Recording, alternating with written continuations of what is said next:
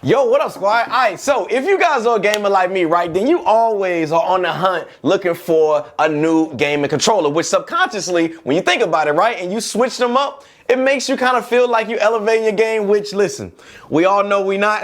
I've been there with y'all, man. Trust me, I get it. I'm constantly in that battle too, right along with y'all. So if you don't know, my usual go-to when it comes to my gaming controllers has always been my DualSense Edge Pro controller from PlayStation. I've had this bad boy now going on almost 2 years, and it is my go-to. PlayStation, you already know, man, it's PlayStation gang over here all day, baby. But recently, I got sent out a brand new custom controller here, which is the Razer newest Pro controller called the Wolverine V3 Pro.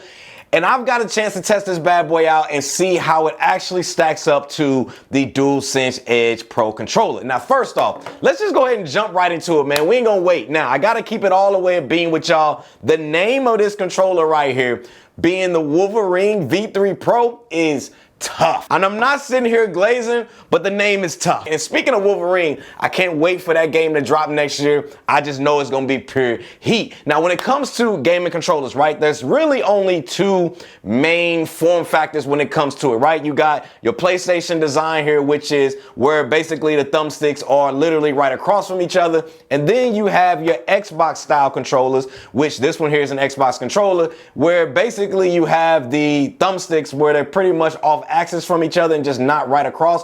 Now, real quick, this has been something we've really been debating about on my live stream show, and shout out to all of my live stream crew that's out there. You guys know who you are. Let us know down in the comments. But I want to know what you guys think. Do you prefer a gaming controller where the thumbsticks are right next to each other like we got right here with the PlayStation style controller, or do you guys actually prefer your thumbsticks to be kind of off axis from each other? Let me know down in the comment section below, because this is something that we've kind of been talking about, and also it's been 50-50 on the stream, so I feel like we need to settle this, and so let's go ahead and settle it down in the comment section right now. Now, you guys already know, man, I love my PS5 DualSense Edge Pro controller here, but let's go ahead and just kind of talk about how I've been feeling about when using this new Wolverine V3 Pro for a couple weeks now. Now, first off, I think it's worth noting that this controller here will only work on an Xbox as well as a PC. So for my PS5 peeps out there, if you guys want to try one of Razer's PS5 controllers, they do have a current V2 Pro. Now, I'm assuming a V3 Pro is going to be coming out here for PlayStation pretty soon. So if they do have that, I will try to get that here on the channel as well. So Razer, if you're watching this video, then, you know, I'm here.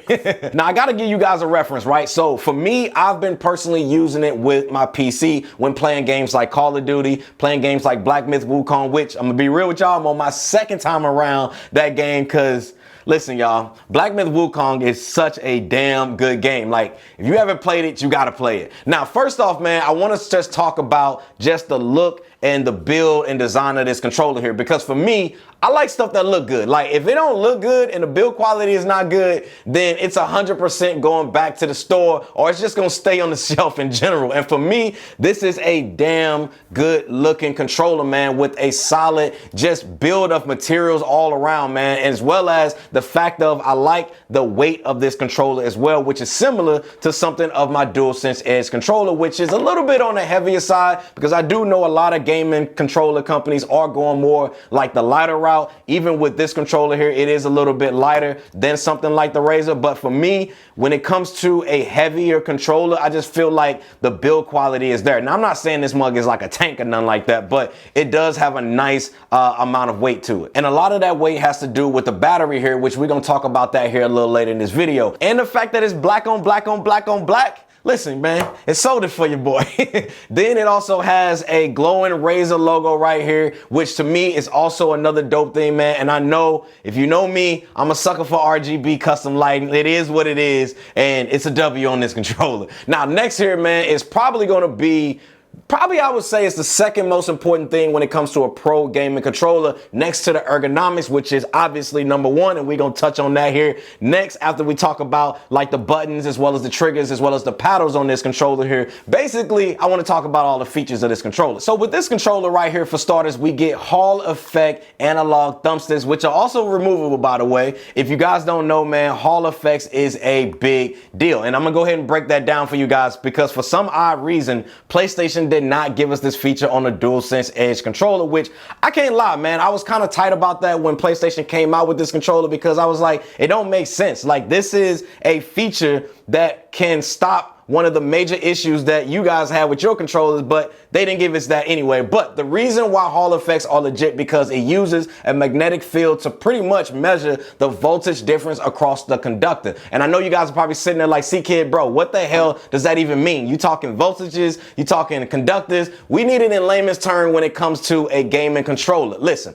I got you. Basically, it uses those same magnets, right, to determine the position of the joystick. It knows up is up, it knows down is down, left is left, right is right, without requiring any physical contact between any internal components. Meaning, if there was something like dust or anything or lint or whatever it is to get in between those two magnets, it won't create stick drift like the PlayStation controller does and what it's been known for, because nothing is actually physically touching, which basically prevents issues like stick drift to even be a thing on something like these controllers right here that actually has Hall effect thumbsticks, which us gamers and our wallets, we can all appreciate that. So now that you guys know what that is, you get that here on this controller. Again, you can replace the thumbsticks on both of these. You can do something more low profile. But one thing I do want to point out, there's a little arrow. I don't know if you guys can see it here, but there's a little arrow on this thumbstick here. You have to align it with the arrow that's on here in order for it to kind of go back on there real easy and smooth. I do wish they would have done something like the Elite controllers where you actually get just magnetic and you just kind of pull it off, and it's just really easy to replace those. It's super easy on the Xbox Elite controller, but with this one, again, just match the arrows up and you're good to go. Now, when it comes to the D-pad here, we get an 8-way D-pad that's real tactile, like, and I noticed that it kind of gives us like this mouse click vibe that I love. Like, listen, y'all. You hear that? Like, I know it sounds good, don't it? Which is one thing that I liked about this controller in general when using it is everything, and I mean everything on this controller has a click-like vibe to it that is just satisfying to use. Even with the standard AXYB buttons, listen.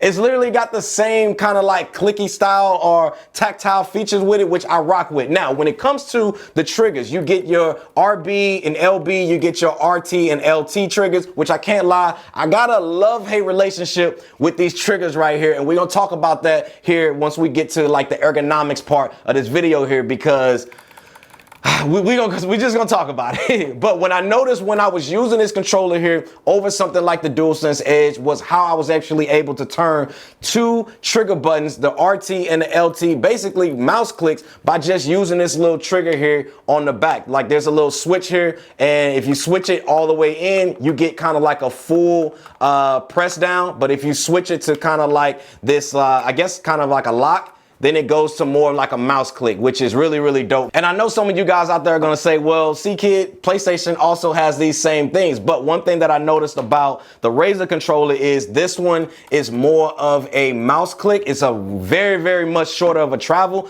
than even if I have this one all the way up on its settings. It's not as a shorter travel as something like the Razer controller here, which is actually something that I like more than I do on the DualSense controller. I wish the DualSense controller actually had that same shorter travel, which gives you a better response time. Because when I'm playing games like Call of Duty, like, I like to set my aiming as well as my firing to be more of a mouse click for faster response time. And speaking of faster response time, we gotta talk about this new mode called tournament mode with this controller here, which actually gives you 1,000 hertz polling rate. Now, again, let me go ahead and educate y'all, and I'm gonna put y'all on why this is actually important and what it actually means, because you're probably sitting there, you're like, C-Kid, bro, what the hell does 1,000 hertz polling rate even mean? Listen, don't worry, I got you. That's, that's why I'm here. So the polling rate, all it means, y'all, is how often a controller can actually send data to the device that it's connected to. So think of it as like your controller here, right? You got it plugged into PS5, you got it plugged into an Xbox or PC or anything like that. So when you guys press like the A button, the action is a little bit more instant the higher the hertz, meaning the higher the hertz, the more frequent data can actually be sent to the console or the PC or device that you guys have it connected to. Basically giving you a much better response time and input to whatever game that you guys are playing. Now, this really only kind of factors in if you guys are playing competitive style games like FPS shooters like Call of Duty, or if you're playing Rocket League or Apex Legends, Fortnite or something like that, right? But I gotta be fair, y'all, the DualSense Edge controller also has 1000 hertz polling rate when plugged in, but I do believe it can be overclocked using a special tool to over 8,000 hertz with this controller right here. But for most controllers out there, 1000 hertz competitively is more than enough. But if you guys are using the Wolverine V3 Pro here on a wireless signal, when it's connected to something like an Xbox, it will give you the standard 250 hertz polling rate, which is basically the standard rate for controllers. And last but not least, it includes 4 paddles here that is right here on the back of this controller. Now, I gotta be honest with you guys, right? Let's just go ahead and just talk about this. I've mentioned this on my live stream, and again, I'm not the biggest fan of 4 paddles on a controller here because I do feel like 4 paddles to me just kind of get in the way, which is why I really wasn't a huge fan of SCUF controllers back in the day, and why the DualSense Edge Pro controller here was literally the best controller for me personally, and why I've pretty much gravitated towards this over the years because of the 2 paddles. But the good thing about the Razer controller here is the software where you guys can go in and you can easily remap any of these buttons here, even the top 2 secret buttons here at the top, which is more for those, like, I don't even know how to hold claw style controllers, but it's for those claw style players out there. But I really don't use those buttons because I don't play in claw grip like that. So for me, I only have 2 out of the 4 paddles here on the back actually mapped because I just felt like it's better for me personally. And to me, that's the beauty of having and just owning a pro controller is the fact that you can design it out to fit your own personal style of gaming, which gives you that competitive edge over anybody else in the game. See, some people out there, they're 4 paddle game, and some people out there are 2 paddle game. So let me know down in the comment section below, and we're gonna talk about this on tonight's live stream as well. Are you 4 paddle gang or are you 2 paddle gang? Because we got to talk about it. Now, I do got a poll out there on my community tab, and it looks like over 550 plus people out there, you guys out there, have said that you prefer 2 paddles over the 4 paddle. And listen, I'm glad I'm just not alone in this. But again, with this controller right here, you can only map 2 of the buttons. You don't have to use all 4. But again, their software is really good, man. And another thing about this controller that I do like is the ability that you can set the thumbstick sensitivity. You can customize the buttons as well as you can set your vibration sensitivity, which some games, I'm gonna be real, I have vibrations turned off because I do feel like it gives you somewhat of a disadvantage in games, but some games I have it turned on. But I gotta say, y'all, from a button perspective, from a layout perspective, from a features perspective, all of that is good, y'all. This is a damn good controller when it comes to that. And I was feeling this controller all up until this next part, because this is where it gets spicy. All right, so now that we got pretty much all of that out of the way, I gotta be real with y'all. It wasn't all sunshine and rainbows for me when it came to this controller. And this is where we kind of get into that love-hate relationship part that I was talking about earlier in this video. Now, the number one thing for me when it comes to a gaming controller, 100% is the ergonomics. And this is where I would like to see Razer slightly improve on with the Wolverine V4 Pro, which was going to be the next gen model of this in regards to the current V3 Pro that I got right here. Now, I have an Xbox controller here. I have an Xbox console. So I just want a preference that I am used to gaming on Xbox-like controllers. So that's not an issue here. But the main issue that I had with this controller here is honestly the size of it. I don't know what it is, but something underneath the left trigger area here and how it actually rests on the bone of your finger here, like my middle finger, it is just not the most pleasant feeling at all for gaming for short periods of time or even long periods of time. Something about it, y'all, just felt like on the smaller side, and it just kind of forced my hand to kind of sit on this hard part right here, and it just hurt over time. And I really tried, and I'm telling y'all, I really tried everything from adjusting my hand to everything, and something about it just didn't allow me to use this controller how I wanted to. And the sad part is I noticed that the ergonomics to be off whenever I would actually position my hand to use the left trigger here on this controller. This controller here, I feel like is strictly designed for your hands to fully be on the controller at all times and not slightly off or anything like that. But for me, when I'm gaming, I don't put my whole finger on top of the triggers. I like to have just the top part of my index finger is tapping on the trigger or whatever. So I'm never like fully holding it and gripping it like this. I'm usually right here with it you know, whatever, or if I got my thumbsticks on there, I'm here.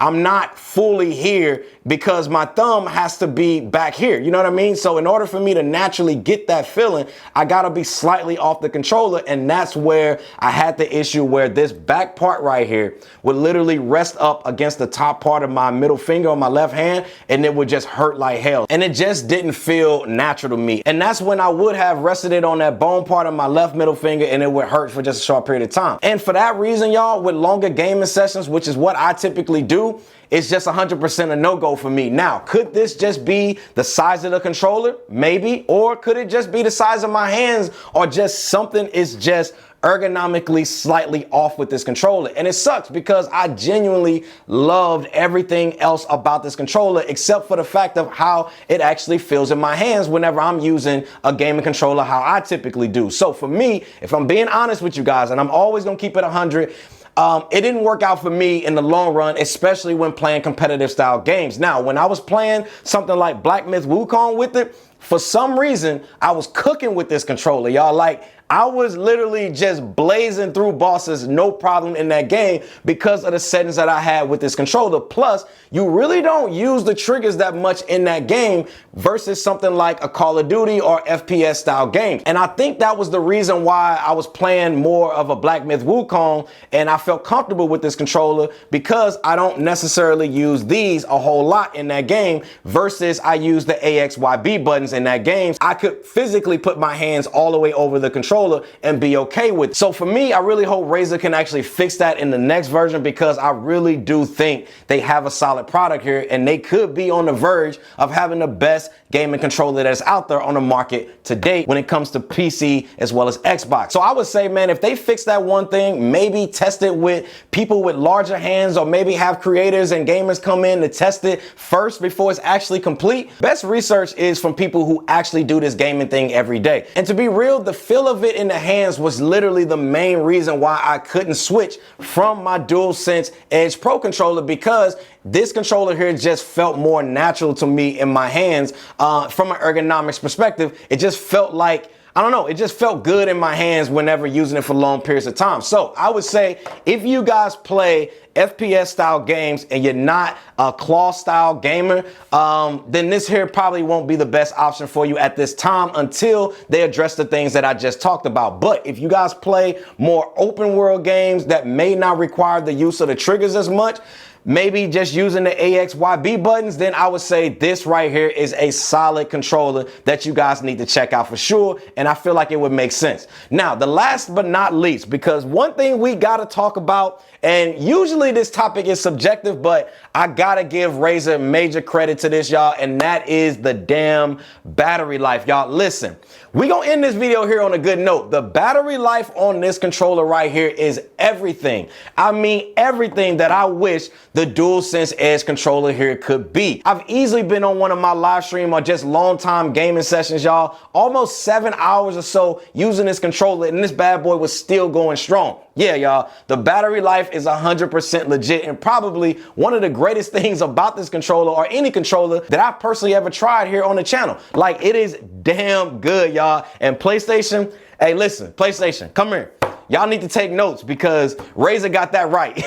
All right, so let's wrap this up, man. So who is this controller here for? I'm gonna break it down to you like this. To me, I feel like if you guys are a serious gamer that may not be into FPS style games, then this is a controller here that I feel like you guys should take a look at, because it does offer a lot of customizable features that would appeal to the style of gamers that it is made for. However, I would say it's gonna be best for those gamers with also probably smaller hands, as I feel with this version here, ergonomically, I think it would be best for those players. For me, not so much. I can't really recommend it to gamers with possibly medium to larger hands, because as soon as you adjust your hands to grab the triggers up here, now you got this piece here resting on that bone on your finger.